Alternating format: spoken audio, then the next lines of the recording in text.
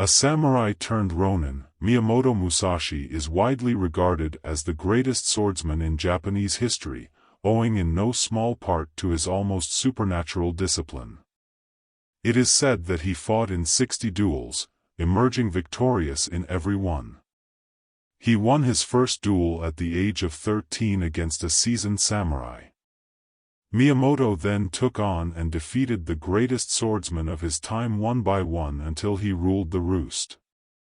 But Miyamoto was more than just a master swordsman. He was also an artist, a cerebral philosopher, and a Buddhist. He sought meaning, wrote books on war and philosophy, and his work became a blueprint for those seeking a disciplined life. A week before he died in 1645, Miyamoto Musashi wrote 21 principles called devote, in which he laid out a stringent, honest, and strongly self-disciplined view of life. In this video, we will explore what made Miyamoto so disciplined and how we can use his wisdom to build our own discipline. Discipline has been cherished and revered by human beings since the beginning of time. By embodying discipline, we ensure that our independence is respected and our dreams are fulfilled. When people are disciplined and live with honor, their country or civilization truly thrives. Here are 4 life teachings about discipline from the words of Miyamoto Musashi. Number 1.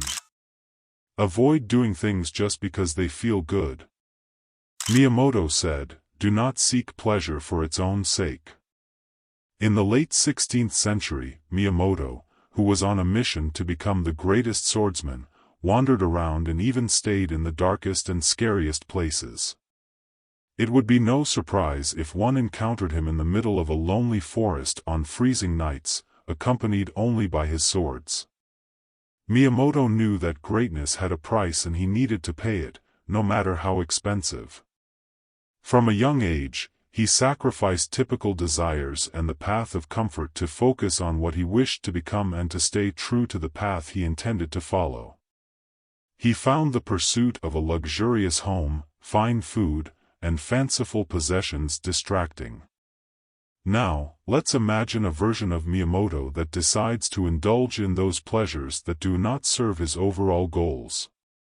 Do you think he would have gone far in developing his skills and becoming the greatest swordsman in the history of feudal Japan? Probably not. Today, in an ever-stimulating world, there's an abundance of pleasure, which for many brings with it a lack of meaning. Having meaning is what truly makes us happy, according to many greats in human history. The modern world has made instant pleasure more easily accessible, but the sad reality is that constantly indulging in pleasures does not lead to happiness. It can lead to a sense of emptiness and even addiction in extreme cases. Pleasure is so easily accessible today that it's almost scary. There's always someone or something lurking in the background, luring you towards false promises of happiness. The antidote to pleasure is meaning, believing in something that truly dictates your days in a way that can only move you forward, no matter the temptation, no matter the pleasures that surround you. We need to look at those who succeeded in finding meaning in fighting pleasures, like Miyamoto. Miyamoto felt that indulging in pleasure steals time from us because time well spent is when you do something that matters, and that feeling has no equal. Doing what matters will always be the true source of happiness. Number 2. Focus on one thing. Miyamoto dedicated his life to mastering the sword. When he was younger, he trained from dusk till dawn recklessly, pushing his boundaries further and further. He left his home village when he was 15 or 16 to travel the country and learn from the best masters, and to challenge any fighter that had a reputation for dueling. He feared none, his aspirations were comparable to none, and thanks to his irreproachable reckless training, his skills became second to none. His method would be recognized and feared, and even though Miyamoto learned just one art, he knew how to express it in thousands of ways. We currently live in a world in which we are showered by countless possibilities and opportunities. One might think that sooner or later, everyone finds the right opportunity that is aligned with one's own aspirations and eventually becomes fulfilled. But reality is rarely so straightforward. Indeed, those many possibilities can often give birth to even bigger anxieties. It's like when you enter a self-service buffet. At the beginning, your enthusiasm is immeasurable, but the more you consider what's in the buffet, the more anxious you become.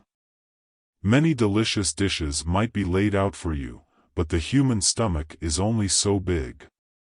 If you serve yourself a bit of this and a little bit of that, you'll end up with one big, messy plate that you can't even finish, let alone taste properly with everything mixing together. Like Miyamoto, we need to give ourselves time to truly grasp what's in our hands and filter any noise outside of it, regardless of how tempting it can be. We should not feel content by knowing just the superficial aspects of a discipline when the beauty of it is ingrained inside. We should dedicate our time to one skill and make thousands of ways out of it. Of course, you can then move to another skill, like Miyamoto did when he moved to writing and philosophizing, but not before fully grasping the skill at hand first. Number 3. Stay focused. To quote Miyamoto, never stray from the way. Miyamoto didn't pursue enjoying the perks of a good life. Born into a respected family, he could have stayed there, eaten well, and slept in comfort, but he left at a very young age to face the unknown in order to fulfill his dreams. Miyamoto saw things differently, and perhaps that's why he was who he was and achieved what he achieved. Even after fulfilling his mission and gaining huge notoriety, he still didn't pursue luxury. When he was invited to stay at the fanciest places, he only did so for a short time before he took off to learn new things and conquer new skills. Miyamoto was a man of almost surreal amounts of self-control, determination, and discipline, fulfilling his dreams by staying focused and prioritizing what was useful. Number 4. Live with integrity and preserve your honor. Miyamoto's philosophy, the Bushido, is a cornerstone of a necessary code of conduct followed by the samurais. The Bushido is a set of virtues that one might follow in order to live a moral and noble life. This philosophy has 7 main virtues: integrity, respect, heroic courage, honor, compassion, honesty, and loyalty. While honor is specifically cited as just one of the 7 virtues, when you consider it, Bushido is all about honor. Honor is the glue between all other virtues in the code of conduct. Honor is self-respect, and when you respect yourself, you carry yourself with honesty and integrity. Honor is defending what's right, so when you're in such situations, you don't shy away and instead, act with courage. Honor means not stomping over weak or vulnerable people, that when you're in a position of power, you're compassionate. And finally, honor is being ready to risk everything to preserve the dignity of those you care about. In other words, it is to be loyal to the bone. Honor and discipline are both cut from the same cloth, and developing one often leads directly to improving the other. It's important to make sure that one doesn't stray from the path and stays disciplined, but it's just as important not to punish oneself when it doesn't work out. Acknowledge that this is how things are and work towards improving them instead of beating yourself up. Wasting time and energy on punishing oneself is no different from distracting oneself with immediate pleasures. Living honorably and living with discipline is the remedy to our greed, covetousness, and selfishness.